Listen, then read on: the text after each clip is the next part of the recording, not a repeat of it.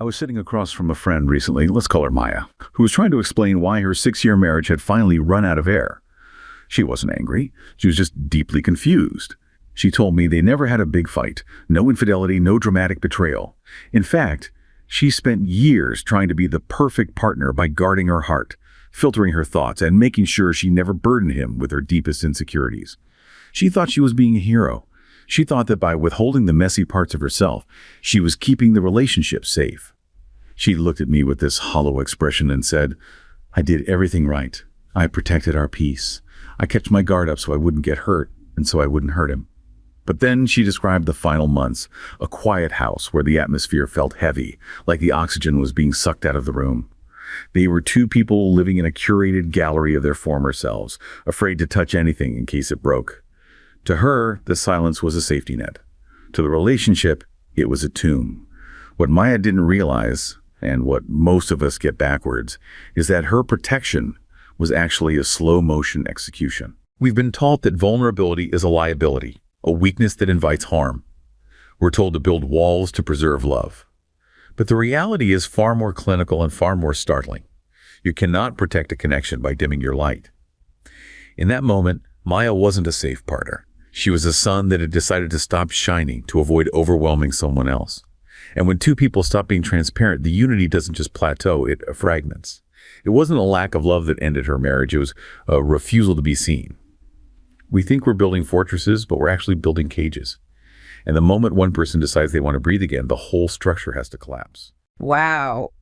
That phrase right there, a curated gallery of their former selves, that is just, it's devastating. Yeah, it really is. Because it implies that the relationship wasn't even living anymore. It was a museum exhibit. Yeah. Static. And you're right, the absolute most dangerous thing about it is the silence.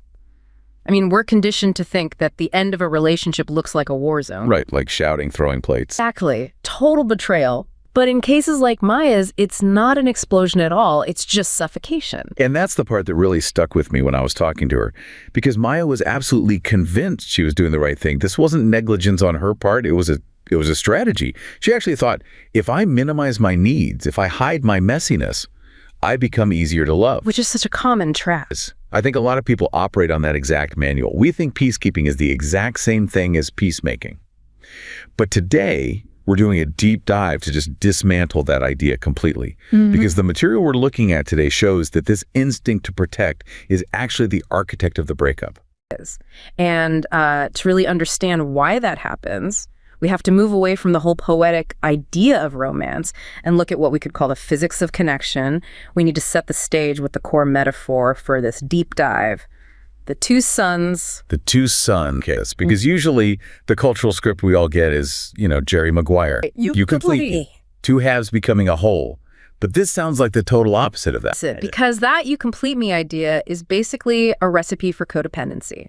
The framework we're exploring argues that healthy intimacy isn't about two halves merging to form one functioning unit.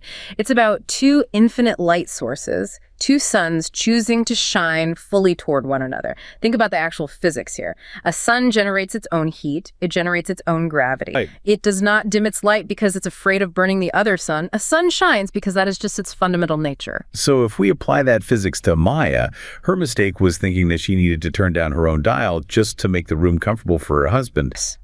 She engaged in total self-abandonment, and she labeled it preservation. But look at the mechanics of what happens. When a sun dims, its gravity changes, its orbit changes. Maya stopped being the person her husband actually fell in love with.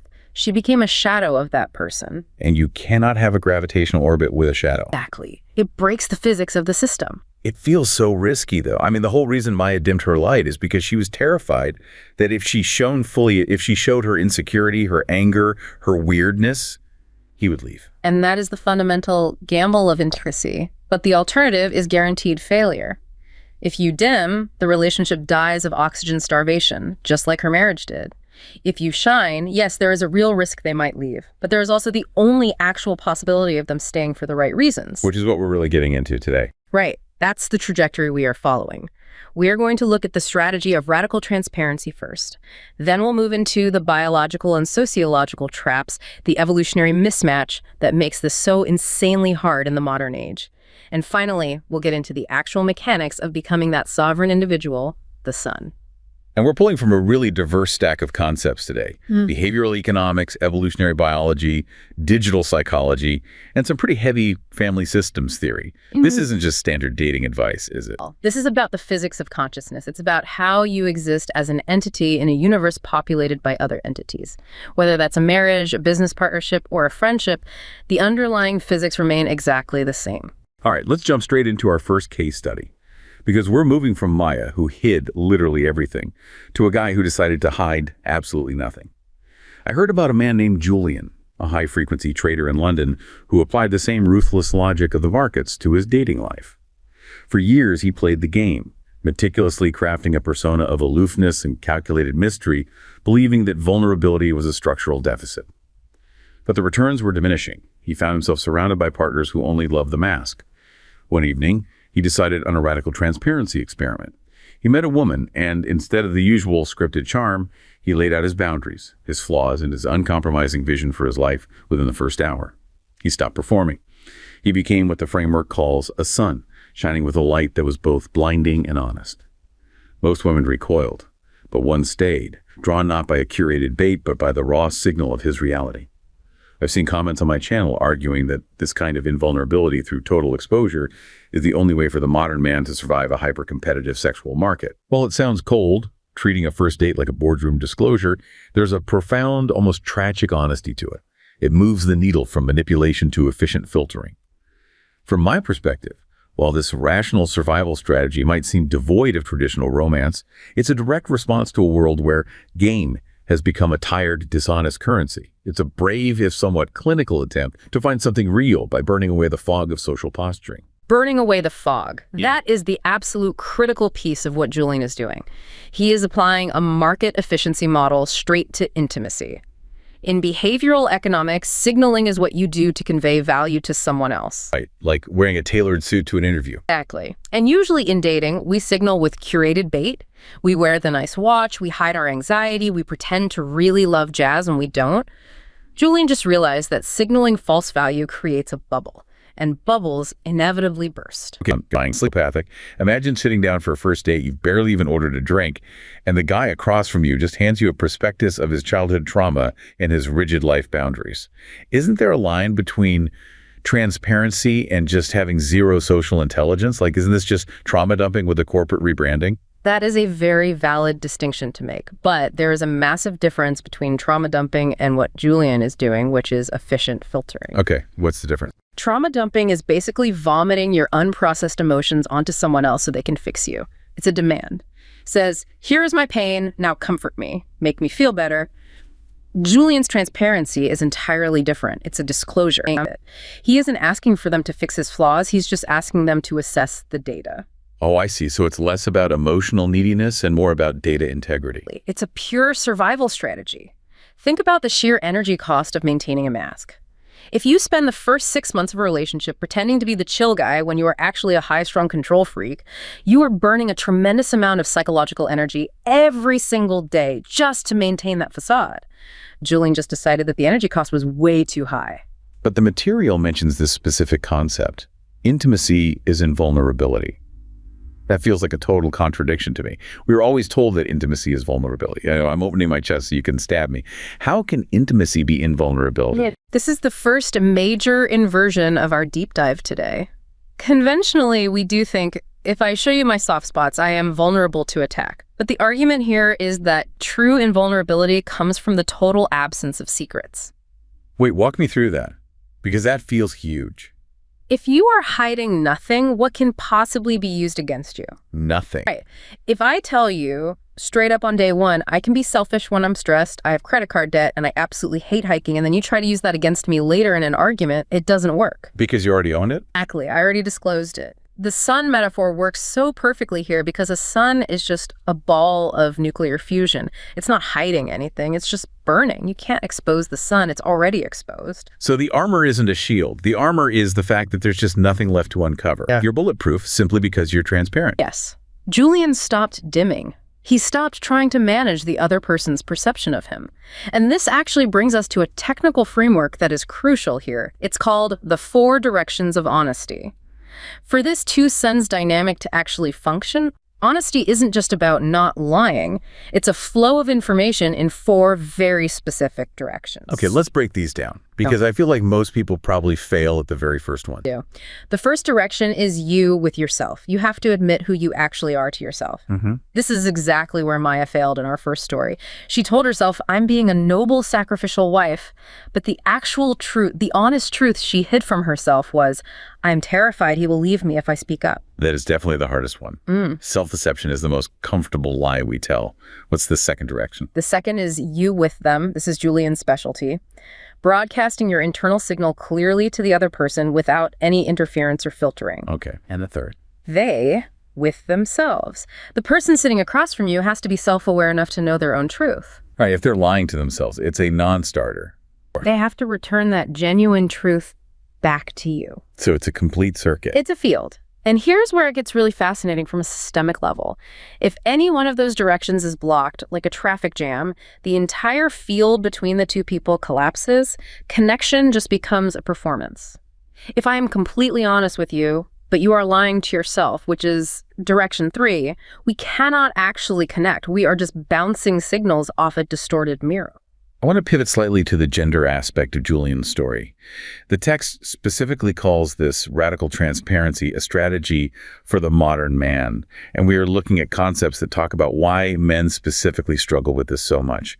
It feels like Julian's approach is a direct, almost aggressive reaction to a very specific male struggle. It absolutely is a reaction. We have to talk about the man-up mandate. Socialization from a very, very young age teaches boys that emotional expression is a direct loss of status. It is a severe liability. The phrase used in the material is the systematic dismantlement of emotional lives in boys. It sounds like a psychological amputation.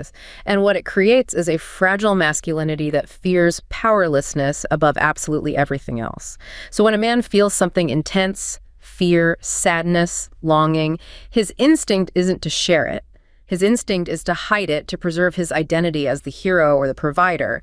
He views his own emotions as a defect in the product. And this leads to what is called the vulnerability hangover. I love this term because I think literally everyone has felt it, but it seems particularly acute for men in this context. Oh, the vulnerability hangover is brutal. It's that precise moment of intense regret right after you open up. A man shares a deep fear or an insecurity with his partner, and almost immediately his brain screams, mistake, you look weak, she's going to leave you, you've compromised the mission. So he withdraws.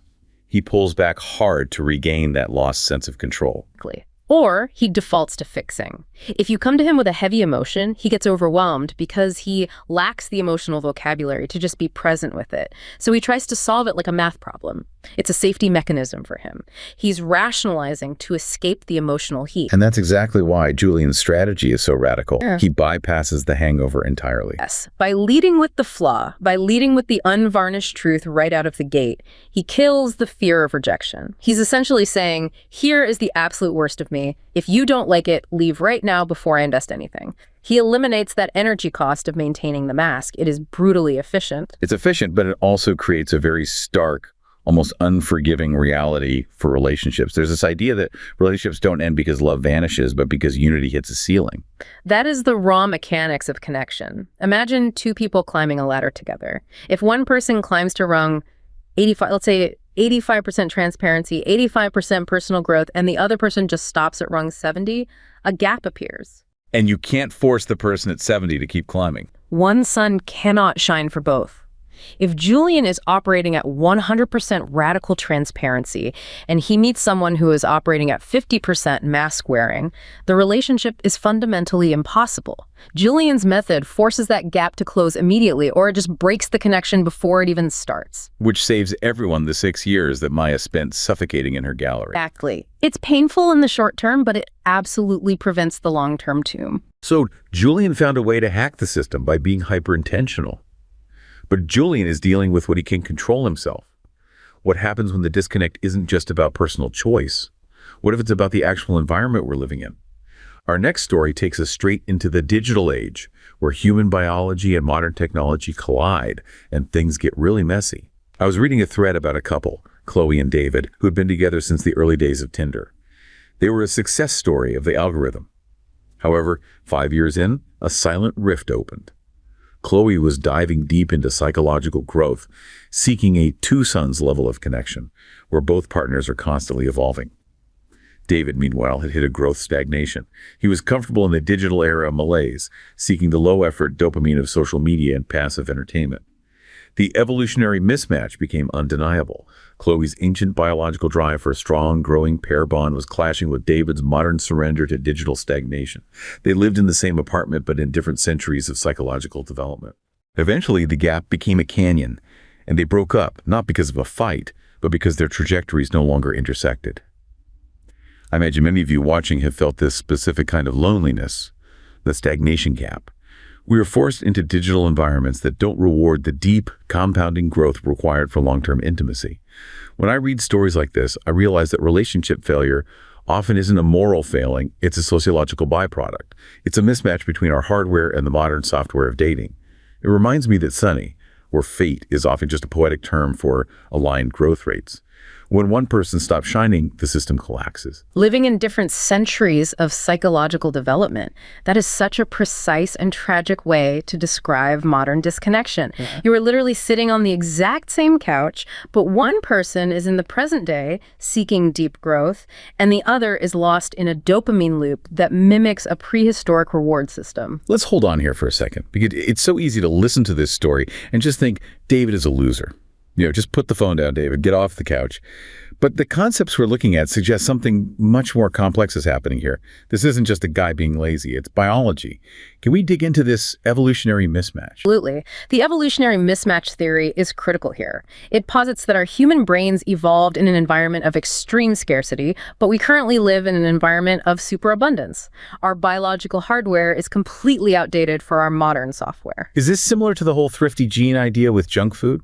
It's exactly that mechanism. For 99% of human history, calories were incredibly scarce.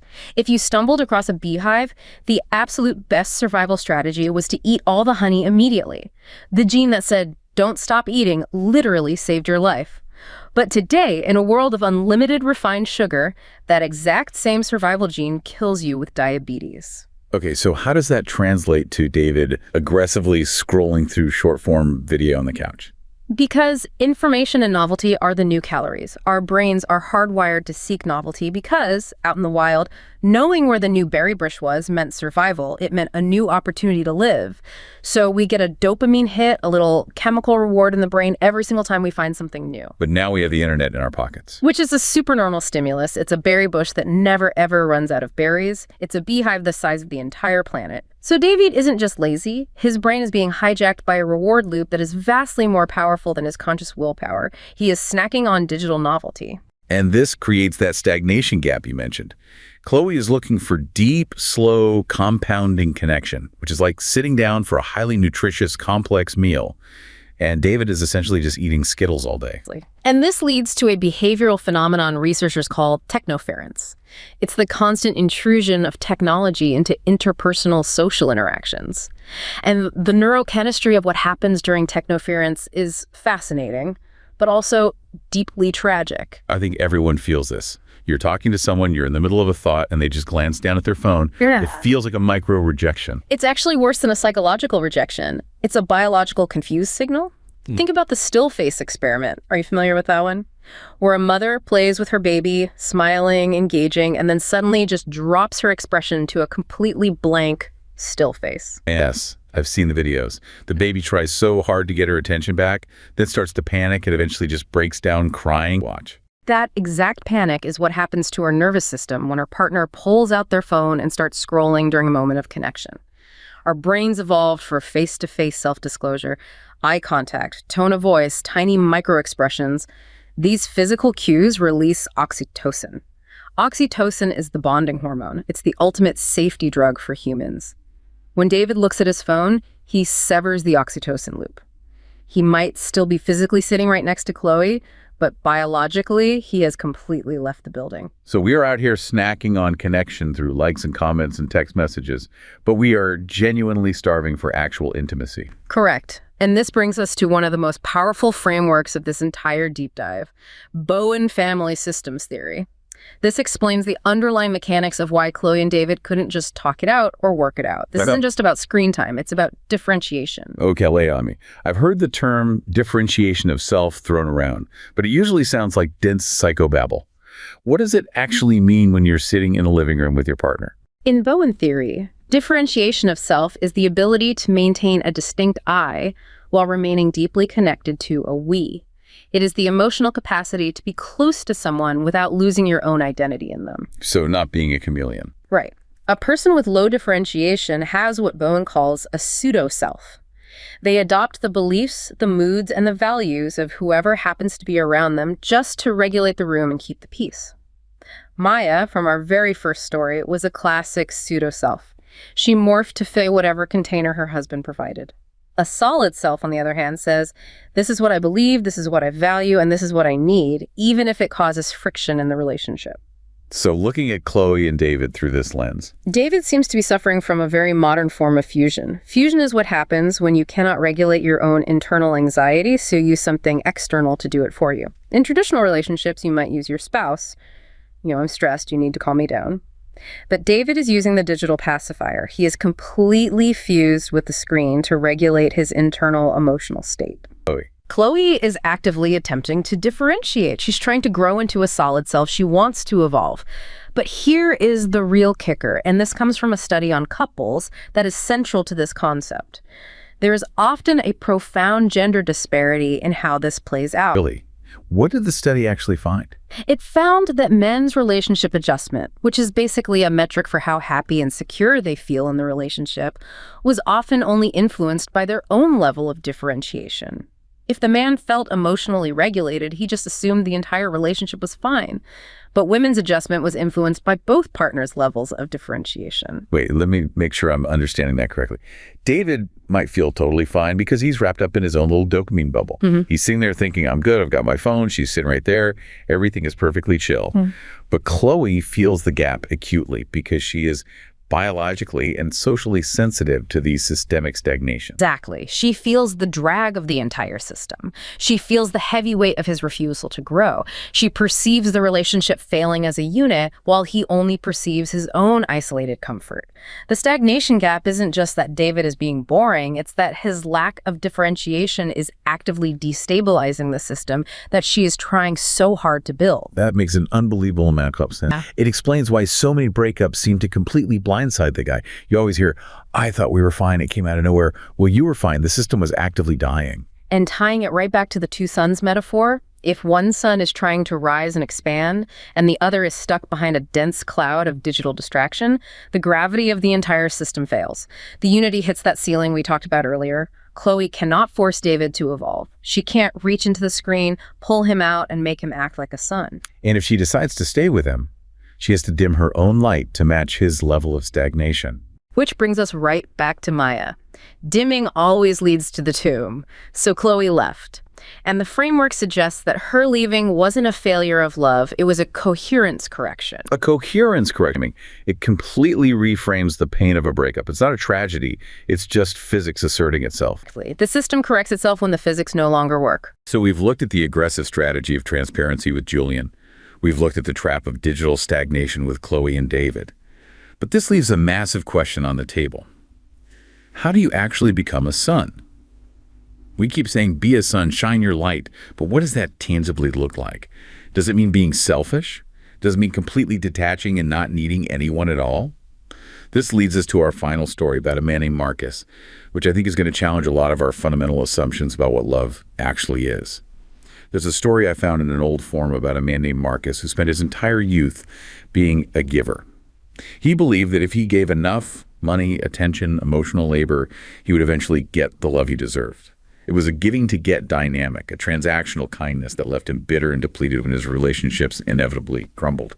After a particularly brutal breakup, he retreated into a period of total psychological sovereignty. He stopped looking for a partner to complete him and focused on self-sourcing his own validation. He became a sun, not to attract others, but because he realized that his internal light was his own responsibility.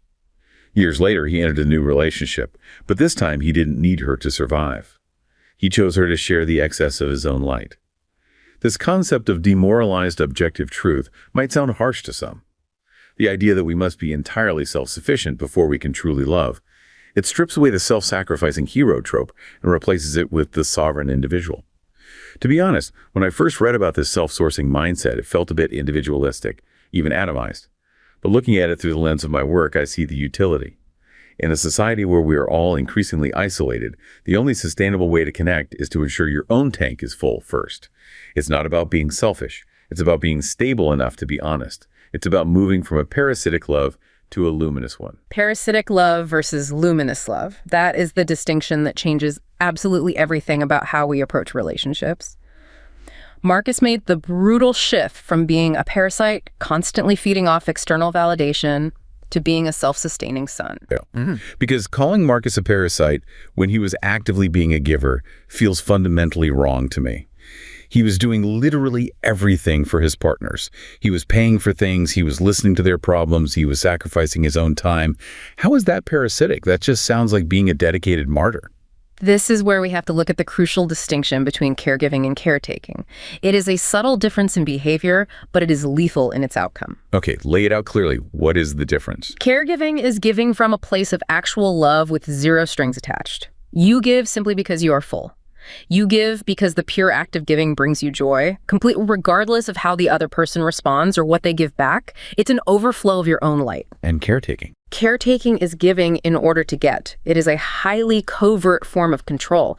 It subconsciously says, I will give you this affection, I will spend this money on you, I will give you all my time, but in return, you must give me my sense of self-worth. You must make me feel safe in the world. You must promise to never, ever leave me. Oh, so it looks exactly like generosity on the surface, but it's actually a binding transaction. It's a very strict contract that the other person never even realized they signed. And when the other person doesn't pay up, when they don't validate Marcus enough, or they have a bad day and can't focus on him, he gets resentful. He gets incredibly bitter. Because his giving was actually an extraction mechanism. He was systematically trying to extract his own self-worth from their reactions. That hits incredibly hard because it redefines everything. So codependency isn't just about being overly clingy or emotionally weak. Codependency is defined here as not being a true self-source to ourself. It's relying entirely on outside sources for your own internal emotional stability. Marcus was addicted to caretaking because he had absolutely no idea how to source his own light. He was basically an empty battery trying to jumpstart other people, secretly hoping they would charge him back up. And that's exactly where this idea of sovereignty comes in. He had to learn how to self-source. He had to become the sun.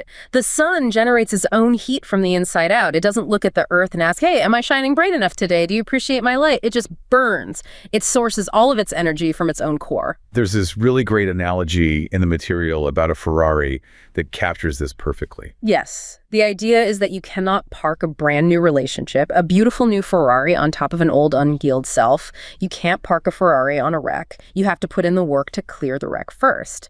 Marcus had to spend that agonizing time alone to clear away the wreck of his deeply transactional habits. But I can already hear listeners pushing back on this. Isn't this hyper-individualistic, like, I don't need anyone, I am an island? Isn't the entire point of a relationship to need each other?